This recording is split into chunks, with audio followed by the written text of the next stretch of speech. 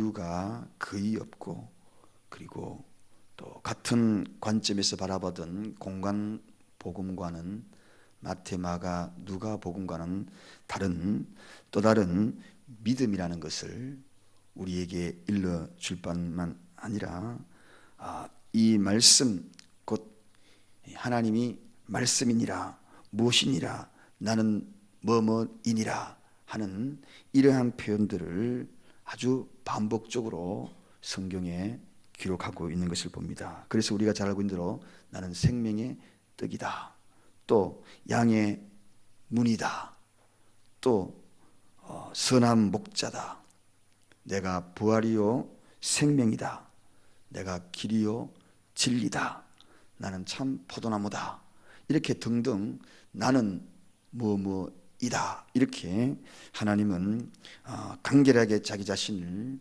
드러내는 그러한 표현들을 요한복음에서 하고 있습니다. 이 말씀은 우리가 잘 알고 있는 대로 모세가 최초로 하나님의 존재를 너무나 알고 싶어 했습니다. 도대체 하나님, 당신은 누굽니까? 그렇게 이야기할 때에 떨기나무 가시덤불에서 모세에게 하나님이 말씀하셨죠. 나는 스스로 있는 자니라, 그렇게 표현을 합니다. 그래서 그 신성을 표현할 때, 하나님 자신의 신성을 표현할 때 나는 누구누구다, 감히 인간이 하나님에게 근접할 때 대꾸라든지 그 어떤 이야기도 토를 달며 당신은 누굽니까? 라고 이야기를 할 때에 하나님의 그 정의에 감히 인간이 도전할 수 없도록 나는 누구누구다 하고 이야기하는 그러한 아주 독특한 그러한 복음서입니다.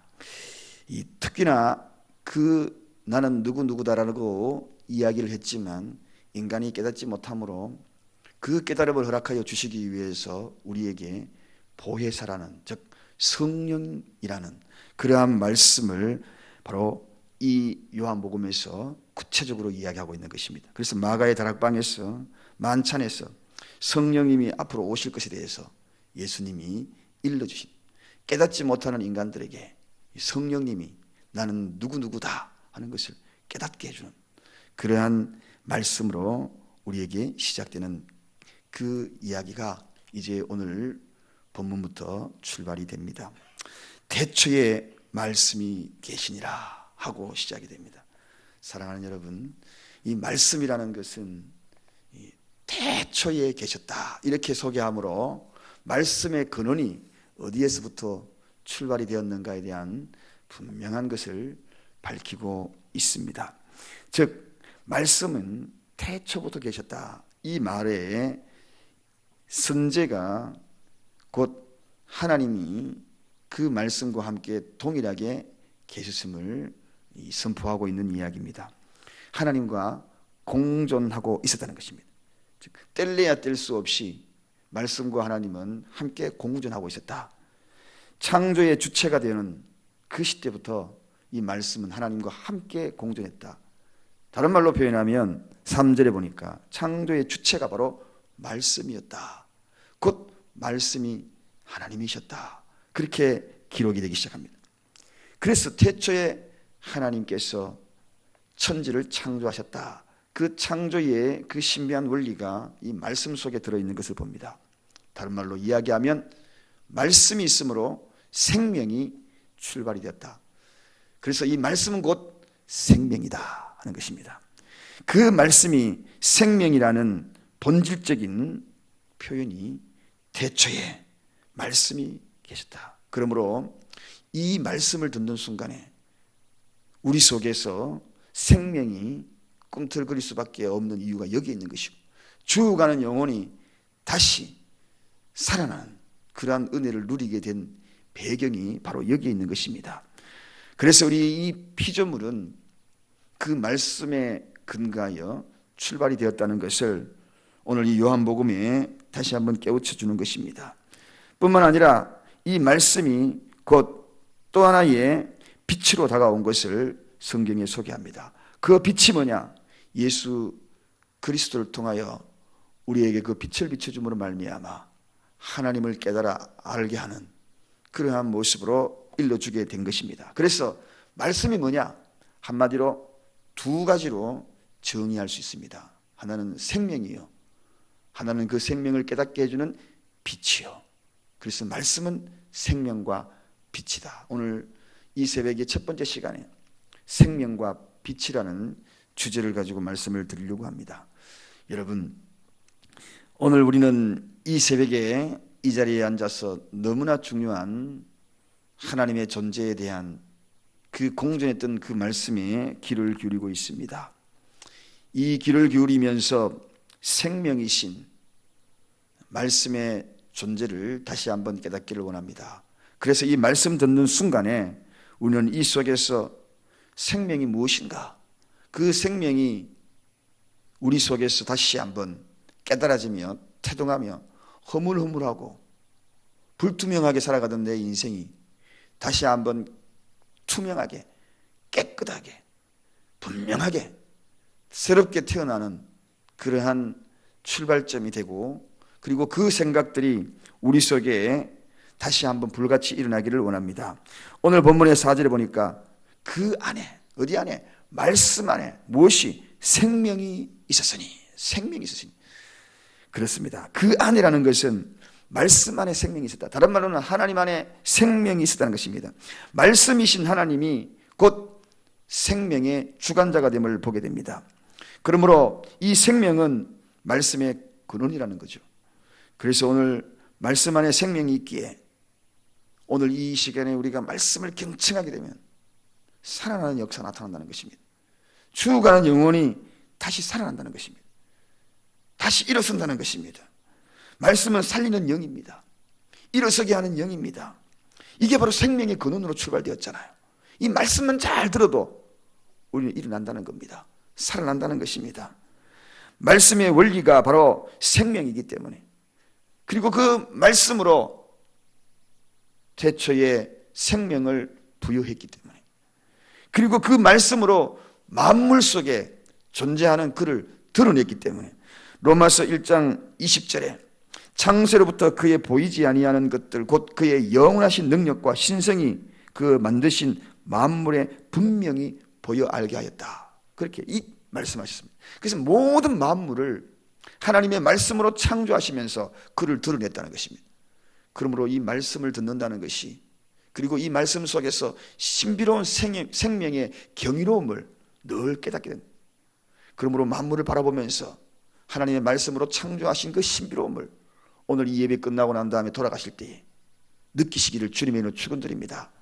그래서 과거에 하나님을 알지 못했던 자들도 분명히 하나님을 드러냈다. 무엇으로?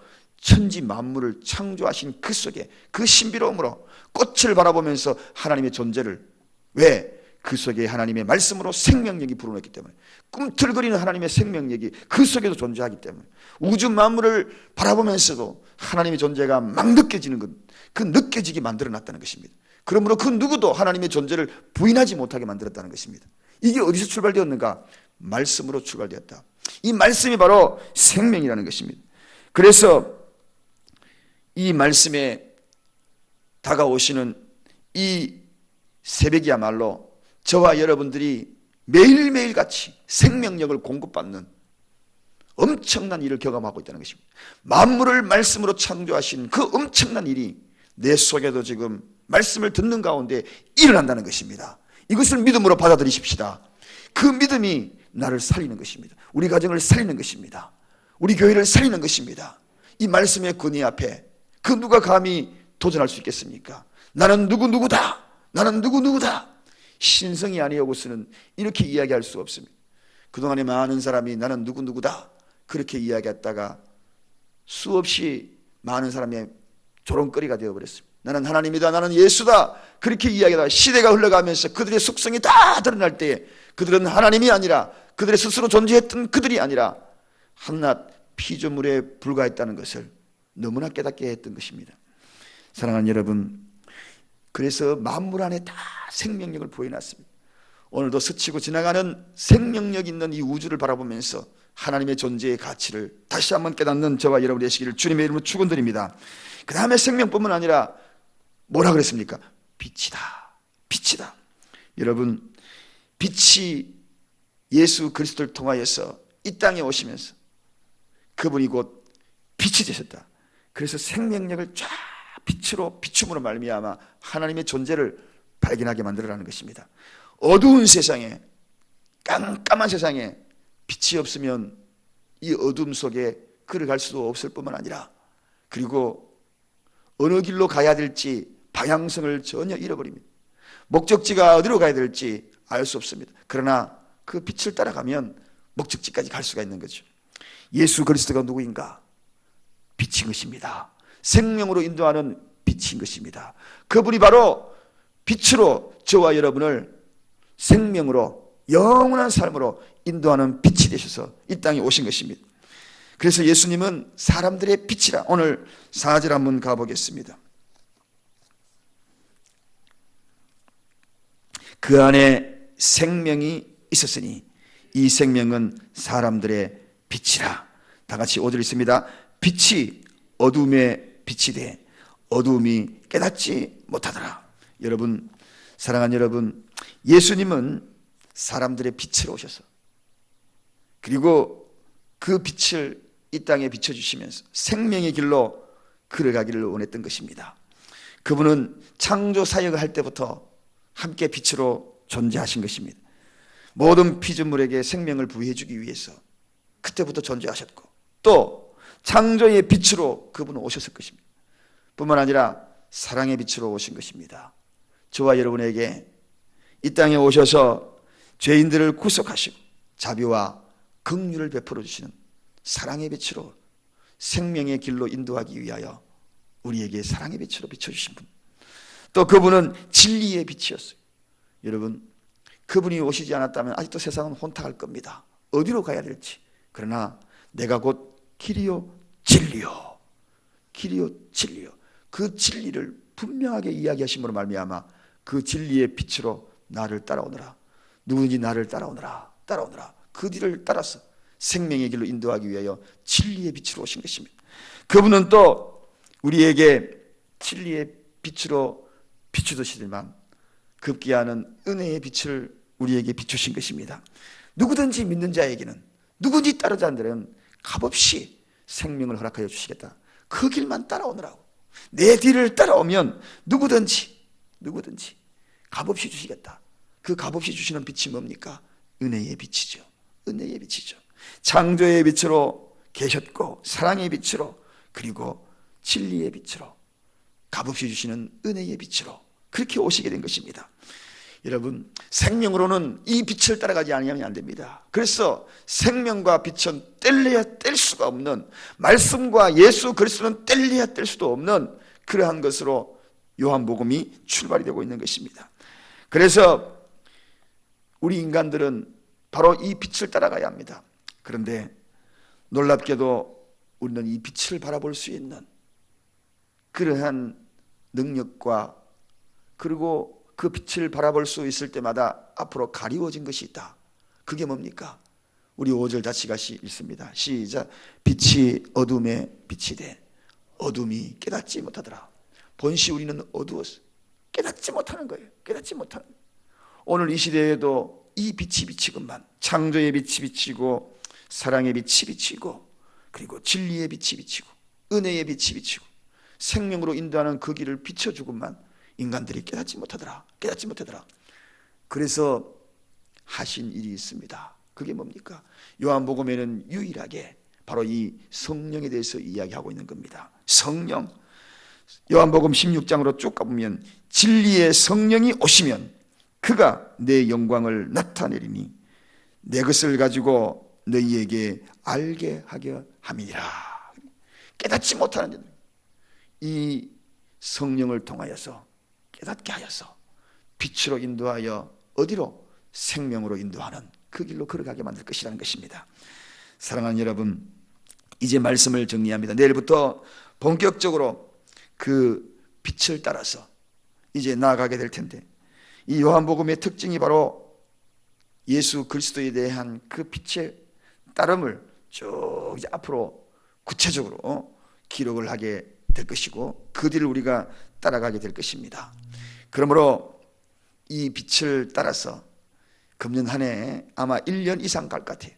금년 한 해도 이 빛을 따라가면 어디로 간다? 생명으로 가는 겁니다. 다른 길로 가지 말고 이 빛만 따라가면 돼. 쭉 따라가면 곁길로 좌우로 치우치지 않아 하고 이 생명의 길로 자동적으로 인도된다. 때로는 어둠이 가릴 때마다 성령님을 구하십시오. 그 성령님이 진리가 너희에게 깨우쳐주고 알게 해줄 거니까.